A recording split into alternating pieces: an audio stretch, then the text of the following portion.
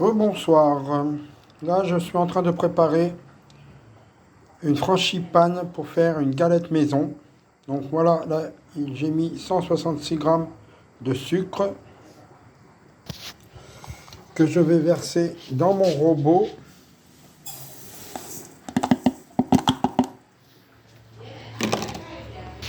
Là, par la suite, je prends le beurre qui est ici pour mettre exactement la même quantité de beurre que le sucre.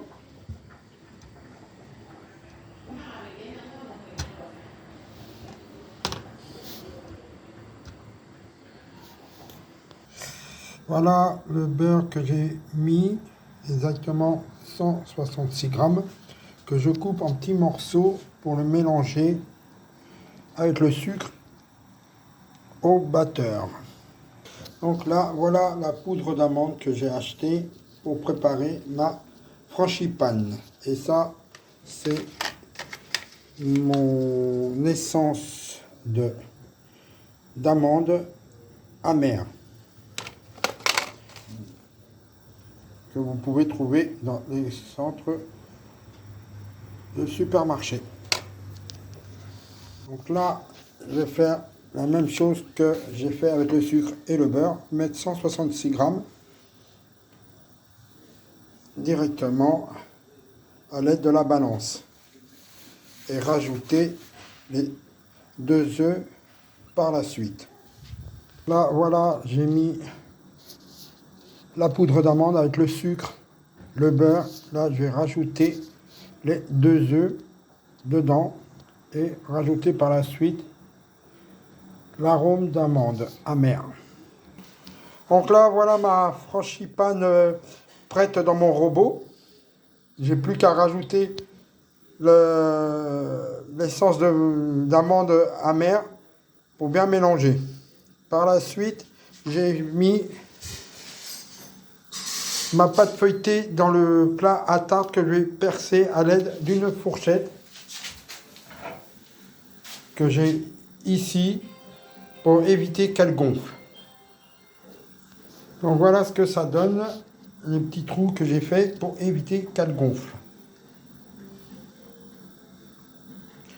Je vais en faire aussi un peu sur les côtés pour pas que ça réduise à la cuisson. Donc là, voilà ce que j'ai fait. J'ai mis ça directement. Je fais les pics à l'aide de la fourchette. Voilà la préparation posée dans le plat à tarte. Donc là, j'ai mis la fève à un endroit que vous ne saurez pas, sinon ça serait trop facile. Donc là, je vais la recouvrir avec la deuxième pâte par-dessus pour faire le couvercle et faire la petite décoration dessus. Donc là, voilà, j'ai posé la deuxième pâte. Je vais bientôt faire le dessin dessus. Donc voilà le petit dessin que j'ai fait. Bon, bah, c'est pas très bien fait, mais pour une première, on verra bien. Donc là, voilà, badigeonné avec de l'œuf par-dessus. Là, je vais la mettre au four pendant 20 minutes à 30 minutes à 200 degrés pour la faire cuire gentiment et la surveiller assez souvent. Voilà la galette des rois terminée, cuite avec la décoration faite dessus. Et ben voilà, la première galette faite maison par moi-même.